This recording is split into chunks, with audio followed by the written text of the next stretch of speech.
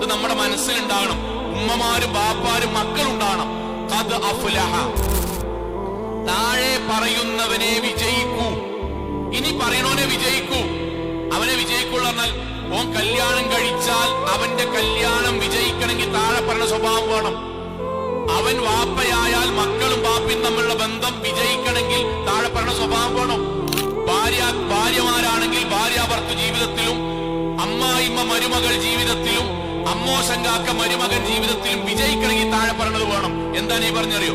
മൻ അസ്ലമ, ഒന്നവൻ മുസ്ലിം ആകണം എന്നാൽ അള്ളാഹുവിന് പൂർണ്ണമായും കീഴ്പ്പെടണം. 2 വറുസിഖ കഫാഫൻ, അവൻ ആവശ്യമായത് അള്ളാഹ് ഓന് കൊടുത്തുകണ്.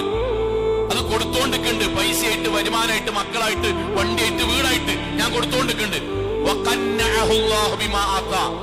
ആ തന്നതിൽ അവൻ തൃപ്തിയോടുകൂടി ജീവിക്കുന്നുണ്ടെങ്കിൽ അവന്റെ വീട് ദുനിയാവിലെ സ്വർഗാക്കും. അവന്റെ കുടുംബത്തെ ഞാൻ സന്തോഷമുള്ള കുടുംബാക്കും. അവരുടെ വീട്